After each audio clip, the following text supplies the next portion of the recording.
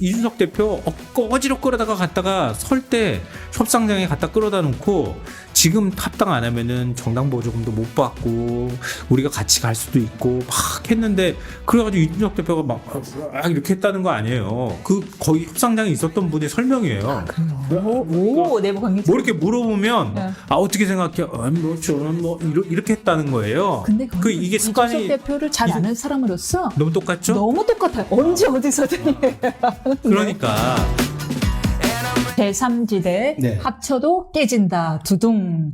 역시 저희 말이 거의 뭐 바란 건 아니었는데 그대로 실현이 됐습니다. 실천이 돼 버렸습니다. 무려 합당 선언.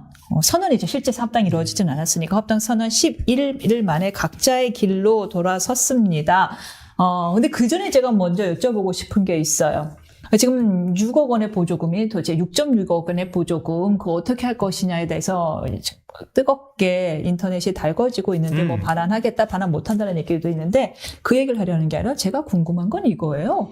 도대체 정식으로 합당되지도 않은 당이 왜 어떻게 6.6억을 받아갈 수 있었나요? 그러니까 당은 합당 절차를 다 마치지 않은 상태였는데요. 네. 근데 의원들은 먼저 간 거예요. 그렇죠. 선도 합당이 된 거죠.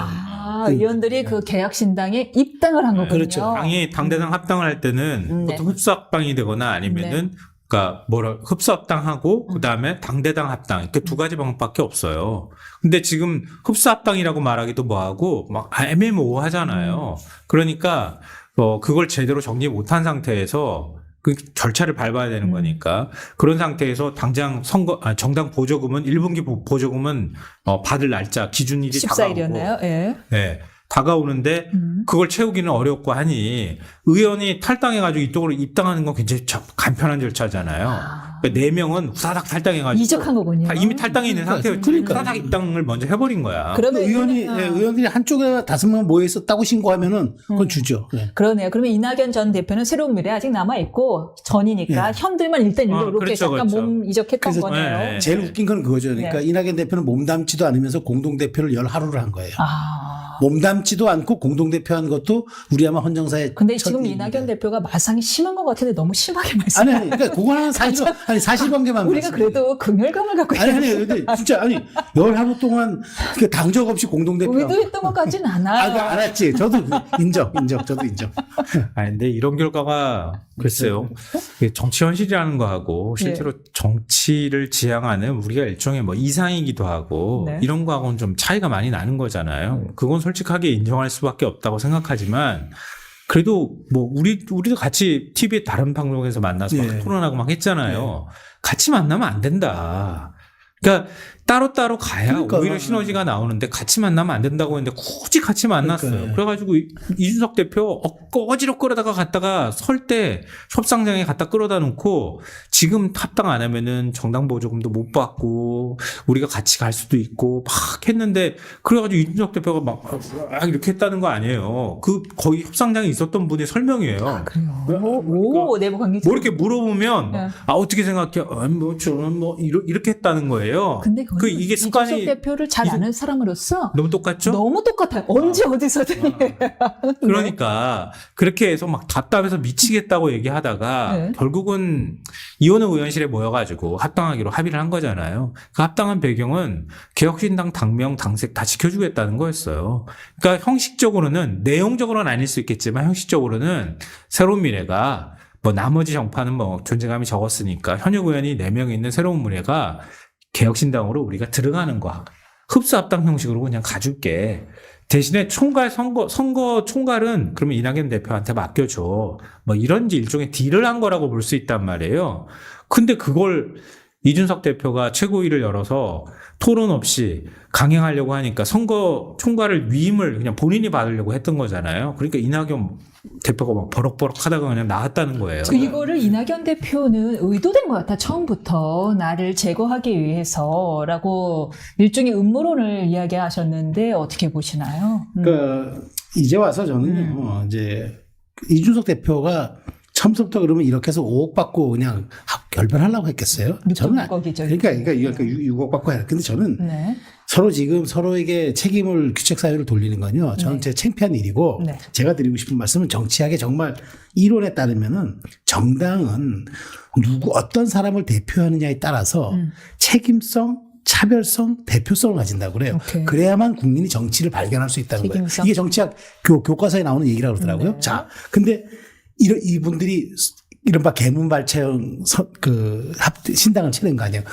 일단 출발시켜놓고 차문 열어놓고 출발시켜놓고 나중에 탈 사람들 빨리빨리 타라고 얘기하고 그다음에 선도 합당이라고 그러잖아요. 일단 합쳐서 해놓고 일단 우리 다시 얘기해보자. 네. 이런 정당이 성공했는데 이번 삼지대였다. 동작을 이수진 의원 탈당 선언. 탈당입니까? 네. 그러면 이제 예. 또 가겠네. 그럼 어디로 근데 갈까요? 이수진 의원은 친명계로 분류됐던 의원이에요. 그렇죠. 친명이었지. 네, 친명이고. 사실 그리고 이제 개인 비위가 지금 수사 중인 거잖아요. 아니요. 그거는 아니에요. 이수진 의원. 동작을 이수진 얘기하는 거 아니에요? 동작을 이수진은 없어요. 네. 그러니까 비례대표 이수진.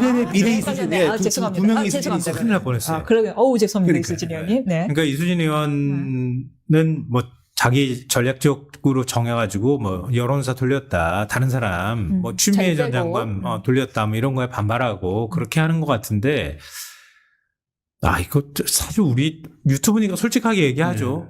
이수진 의원 국회에 나와가지고 상임위 활동할 때나 아니면은 청문회 할 때 하는 거 보셨죠? 네. 조금 회자되긴 했어요. 그래서 하죠. 그래서 별명이 붙었죠. 저분이 판사 출신이 맞나? 전 사실 별명이 붙었다고. 뭐예요? 저 솔직하게 저도 얘기하는데. 아니, 술 마신 거 아니냐고 해서 음주 얘기 많이 했었지. 그러니까, 그런 얘기했어요. 그런 얘기들이 있었다고. 그거 보면서, 진짜 답답하다. 어떻게 저럴 수가 있나. 이런 생각 가지신 분들 사실 많을 거예요.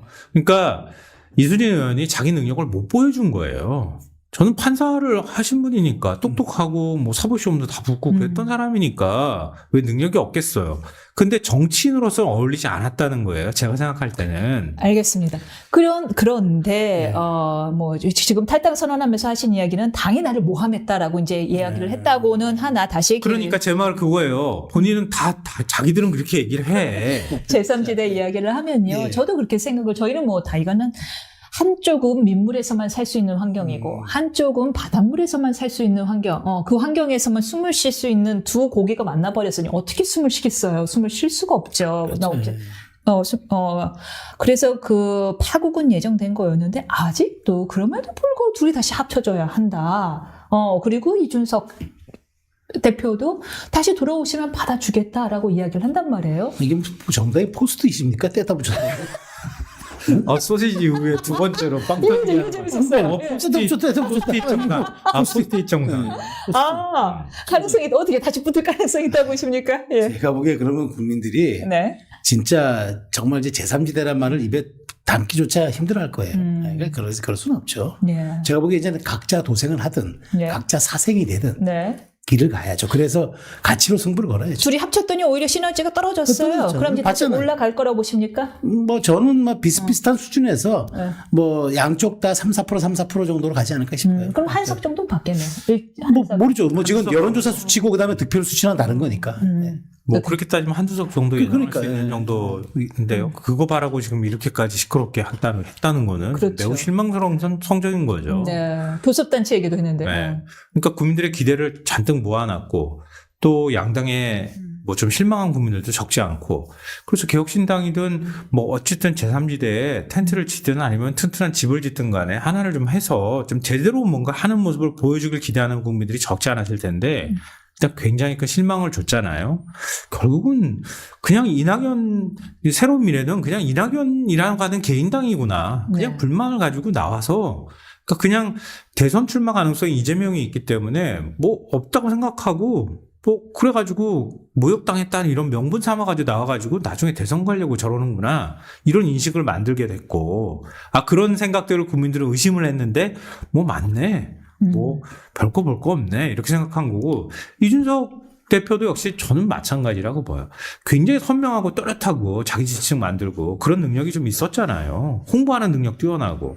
근데 그런 맛을 좀 기대했었는데, 뭐 합당하고 빌빌하고 뭐 현실적인 여건 뭐 얘기하면서 한 6억 6천 남짓 그냥 뭐 정당보조금 타내고 뭐 그러고 난 다음에 반환할 방법이 없네. 그러고 나니까 나중에 반환을 할 방법이 없고 뭐 기부도 안 된다니 법을 바꿔서 우리가 나중에 반환하는 방법을 찾겠습니다. 이렇게 뭐 이런 구차한 모습을 기대하지는 않았을 거란 말이에요. 상당 부분 국민들의 기대감이 식어버렸다. 뭐 그래서 지금 한 자리도 안 되고 뭐 몇 퍼센트 정도밖에 숫자가 안 나오잖아요.